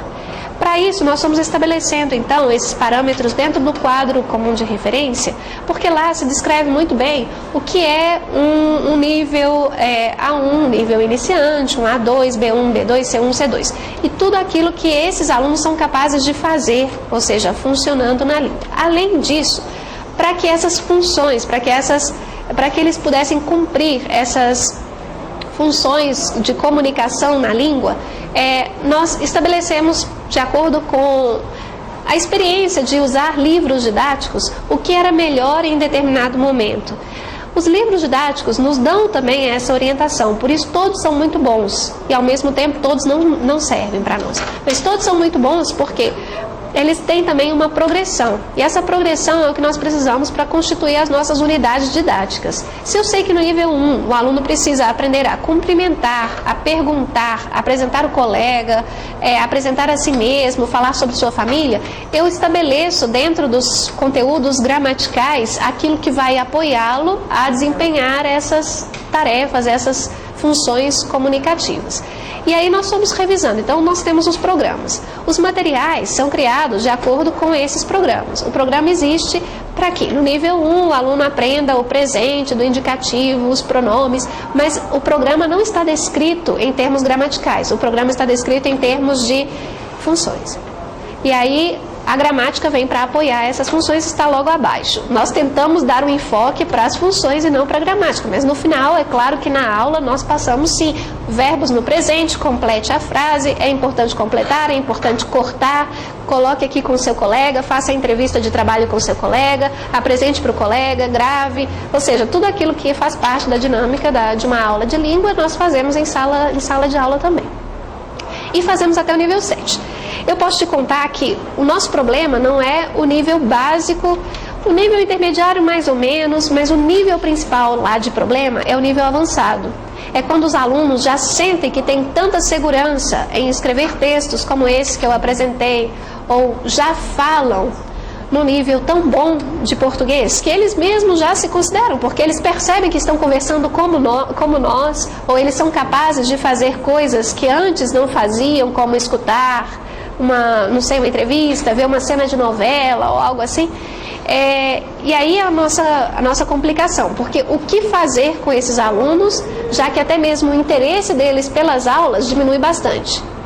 Quando deixamos de priorizar a gramática no programa, o interesse dos alunos cai no abismo.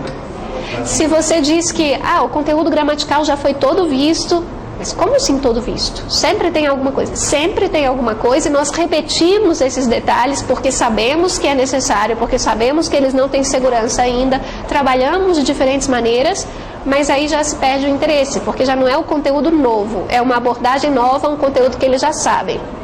Então é no nível avançado que os nossos problemas surgem. Aí eu te diria que nós selecionamos, separamos os melhores professores para o nível inicial e para o nível avançado. E deixamos os professores que têm dificuldades de produzir o próprio material, que ainda são apegados aos livros, etc., nos níveis intermediários. Porque assim nós conseguimos depois resolver alguns dilemas que ficam para trás. Então é isso. Eu queria saber se vocês fazem alguma demarcação entre o português europeu e o português brasileiro. Porque eu já trabalhei, estou te perguntando se eu trabalhei de moleque, eu tive alunos que tiveram aula com os portugueses também.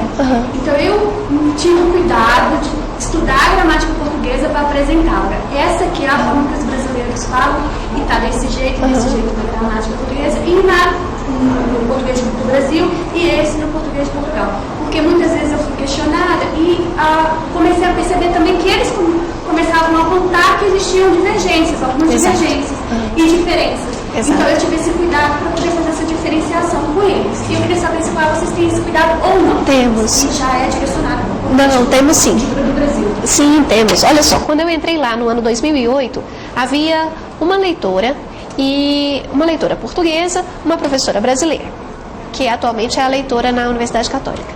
A professora brasileira dava uma aula de fonética e fonologia.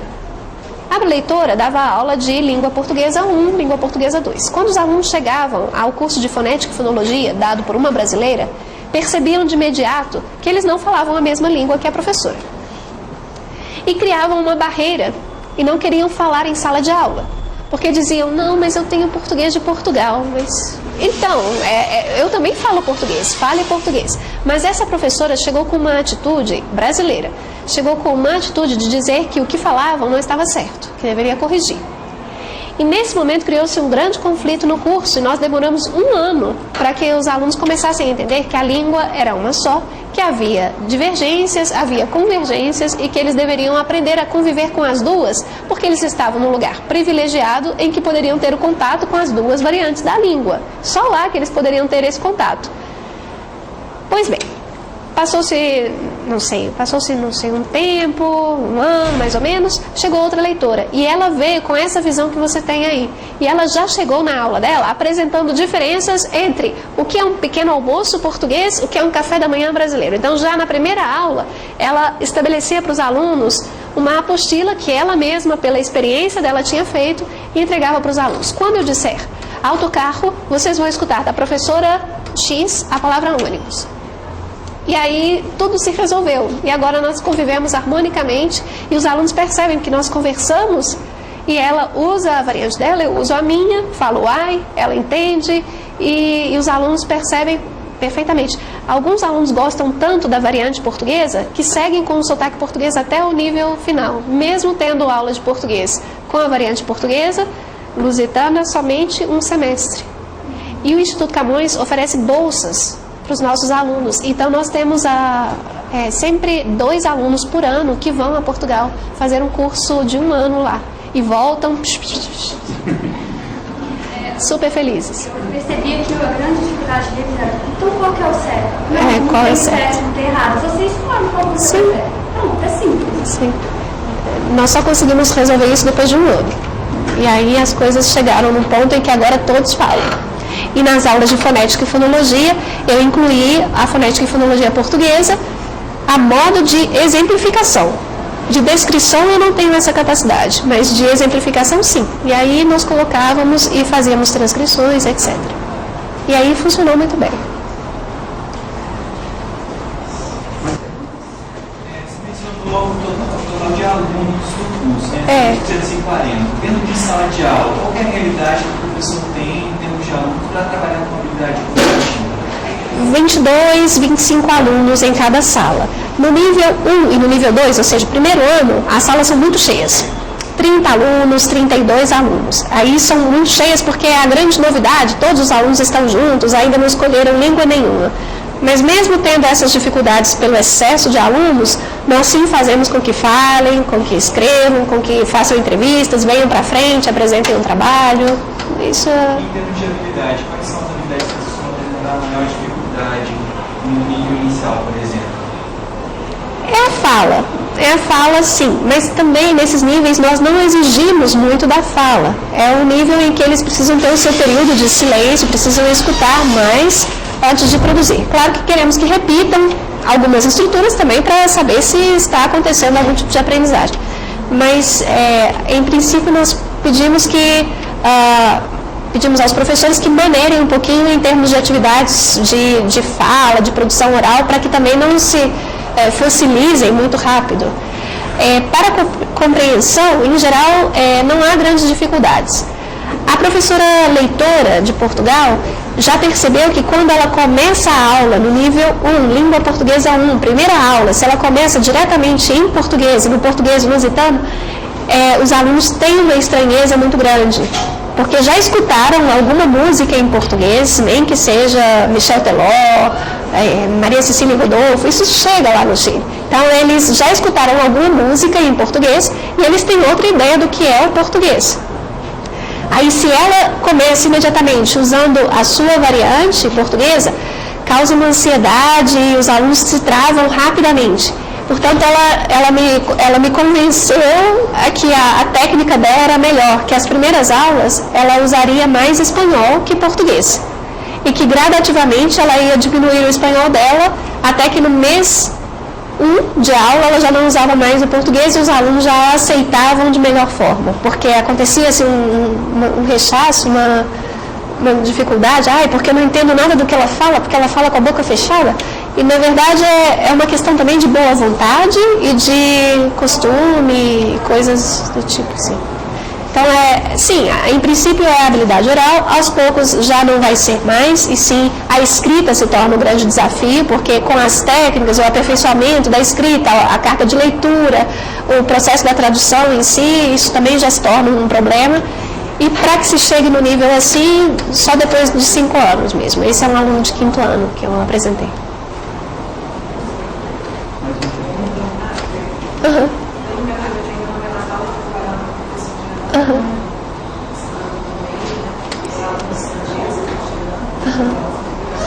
Minha dúvida continua sendo, vou continuar essa pergunta dela sobre a preparação de materiais.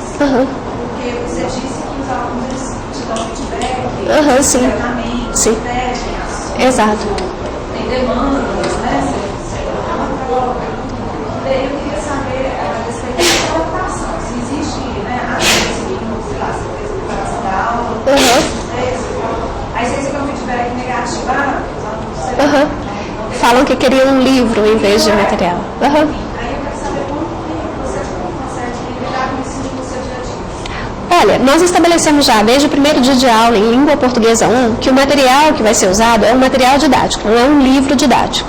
E com isso nós já eliminamos um pouco a carga que os alunos têm de expectativas sobre um livro, porque quando eles aprendem também língua japonesa 1, eles recebem lá um livro bonitinho, todo em japonês. E eles querem isso de nós também. E nós dizemos a eles, vejam só, Miri, há vários livros de português para estrangeiros. Aí nós apresentamos lá uma pilha de livros na mesa.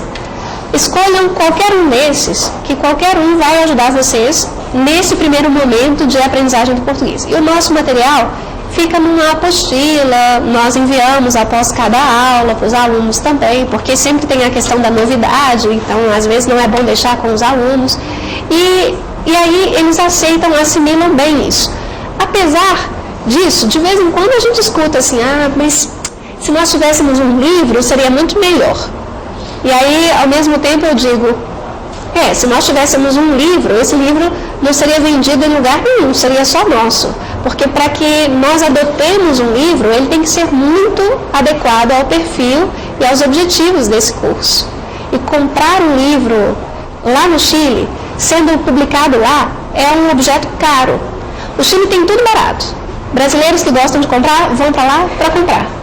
Comprem tudo que quiserem, realmente é mais barato lá que aqui no Brasil. Mas livros não são mais baratos. Os livros têm um imposto a mais. E livros importados, mais ainda. Portanto, é algo caro. Exigir deles a compra de um livro e não usar é algo irresponsável. Nós não vamos fazer isso. Então, existem essas críticas de vez em quando e nós tentamos contornar com esses argumentos. E, além disso, eles sabem e têm acesso à quantidade de livros que são produzidos, eles podem estudar. Inclusive, a gente percebe entre eles trocas de dados, assim, olha, eu estudei por esse livro aqui, gostei muito, você podia fazer cópia dele? Ou, às vezes, um aluno vem e fala, professora, você gosta desse exercício desse livro? Por que a gente não pode fazer mais disso? Aí a gente faz, por que não? Vamos fazer, se gostam, por que não vamos fazer? E, geralmente, o que gostam dos livros? A parte de gramática.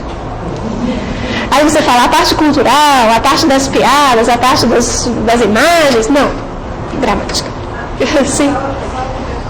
E esse material, se a gente circular, eles têm que pagar a mensalidade. Paga. Pública paga. E esse material, eles adquirem também, eles pagam? Não, é do professor. Sim. Na verdade, a universidade fornece para eles? Não. O professor indica, ou o professor faz uma cópia e deixa com os alunos, eles fazem cópia de tudo, ou o professor envia por e-mail as apostilas, ou tem uma coletânea já e os alunos sabem como trocar essa coletânea. Mas é entre eles, é por cópia, funciona principalmente com cópia.